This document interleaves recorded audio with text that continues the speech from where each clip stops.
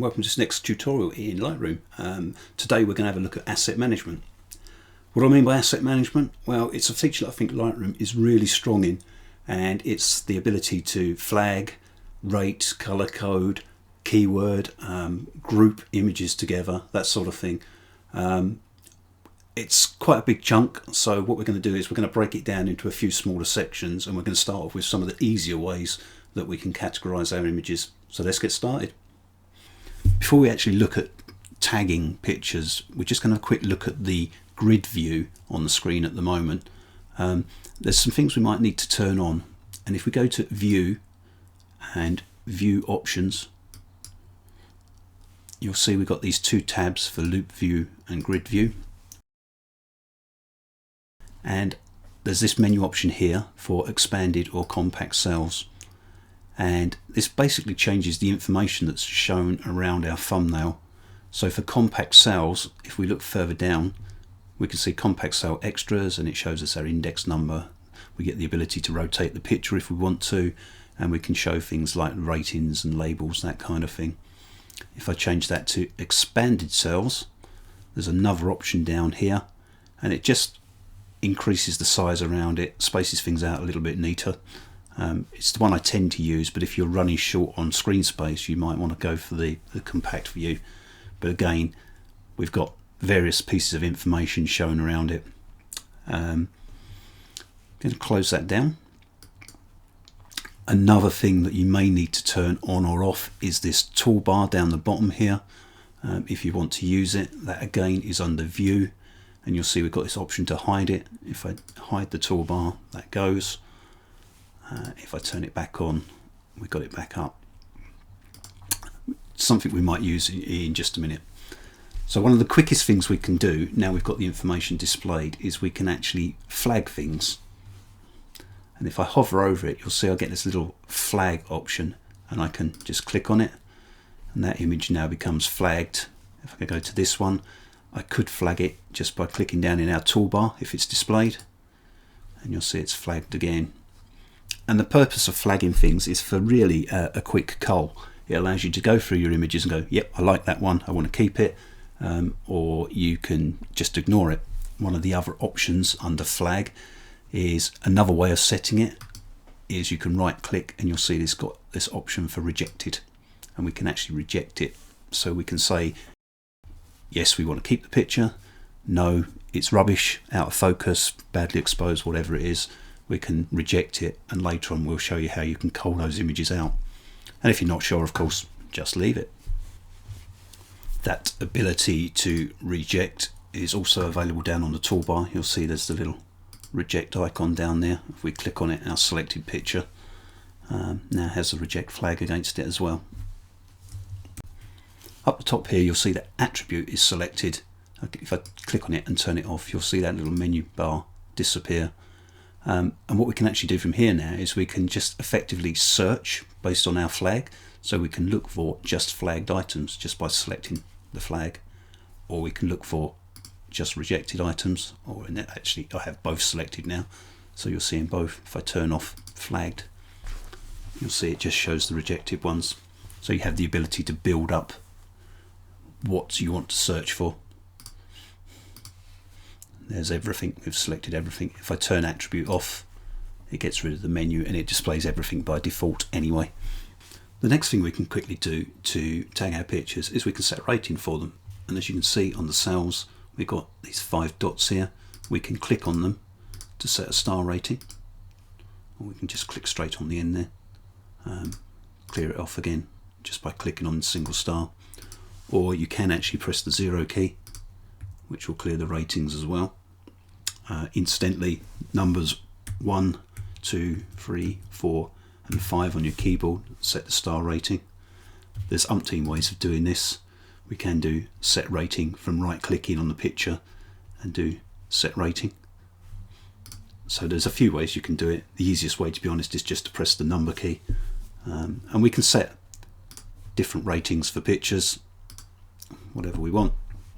Once that's done, we can still use our attribute toolbar, and we can actually search based on ratings. So for example, rating is greater than or equal to, let's say, 3 stars. We'll see the two pictures that we tagged with a 3 and a 5-star rating. And we can even combine this now with things like the flags. So if I actually check the flag, it's now saying it's looking for things with 3 stars or greater and is flagged, which is why we're only seeing the one picture. If I turn that off again, you'll see our 3-star one comes back. We've got some other options here. We can check that it's less than or equal to. Obviously it's bringing back our 3-star, but everything that's untagged and our 1-star. We can do that, and we can also say is it equal to a particular star rating. So it gives us a quick way of filtering down our images to whatever star rating we've given it. I can quickly cancel out all those options just by click on attribute, and you'll see it brings back everything again. One thing I didn't mention earlier about the little toolbar at the bottom here is if you're not seeing these options, then you can click on this down arrow over here and you'll see there's options for turning on different items. We can actually turn on, for example, rotate. If I select an image, I can actually rotate it then just straight from this small toolbar. Just mention that as it skipped over it earlier on. The next thing we can do is color code an image. So we can do this in a number of ways. We can either right click on the image and then under color label select a color label, or as you'll see down the bottom now, this little green one is highlighted. If we uncheck that, we can turn it off and we can just check on another color to highlight a different color, and we can have different colors for different images. You'll notice how the border changes depending on whether or not the picture is selected, just to highlight it. And guess what? If we go back to attribute again, we can filter on colors. So we could just say, show me the yellow images. And again, this will work in conjunction with star ratings and flagged images. Another way we can set the color label of an image is using the number keys. If I just highlight an image there, 1, 2, 3, 4 and 5 on the keyboard gives us our star ratings. 6, 7, 8, 9 will set the colors red to blue. No shortcut for purple, I'm afraid. There is no right or wrong way to how you use color labels. For me, for example, if I'm shooting at a number of models in the same shoot, I might give each model a different color code just so that I can sort through them quickly. You can actually change the titles. At the moment you'll see it says set to red down the bottom there. It is actually possible to change those. We can go into metadata, color label set, and edit it, and we can actually change the titles for the different colors. So you might want to sort them so that red is images to be deleted and green is images that are your favorites. Whatever it is you want to set up, you could change those titles so that they actually mean something to you. And you see you can also do it on folders. We haven't talked about collections yet, but we can do it on collections as well. And you can save that as a new preset if you want to. Best not to mix presets up, stick with one I would guess. But the option's there for you to actually do that. You may notice under the filter options we've got this white and this grey option as well. And the white one's quite interesting. If I just select a photo for a minute, over on the right hand side in the metadata panel, you'll see down here there is a label and it currently says blue.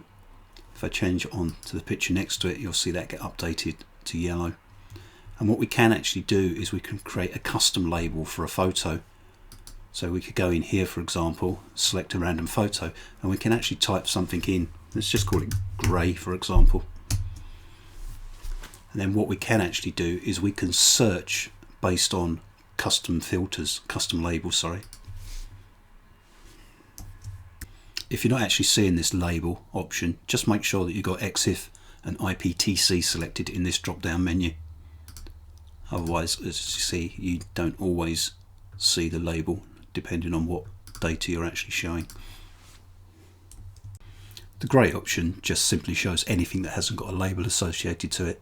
So if I turn off white and turn the grey on, any of these images you can see have not got a colour label, and there won't be any custom label either. Just to finish off this attribute toolbar, we can also search by which pictures we've actually made edits to in this edits option. If I right click here, you'll see I've got any edit status. I can look for edited photos only. You'll see this icon selected, or I could look for unedited photos. with this one selected. Obviously both on is any edit status again. And just over here on the far right we can actually search by the type of picture. We can do original photos, which is what most of these are. You can create something called a virtual copy in Lightroom, which we'll look at later on, and you can search for virtual copies, and you can also search for videos, because Lightroom will handle video as well. To delete those rejected photos with attributes selected, we can select our rejected photos by clicking on the rejected flag. It shows two, and under photo we can do delete rejected photos, and you'll see here it asks whether we want to just remove them from Lightroom, in which case it will just get rid of them out of the catalogue, or whether we actually want to delete them from the disk completely. We've got the choice. I'll cancel that. So in this tutorial we've looked at some of the basic ways that we can categorize our images with ratings, flags, color coding, that kind of thing. In the next tutorial we're going to have a look at keywords. Thanks for watching.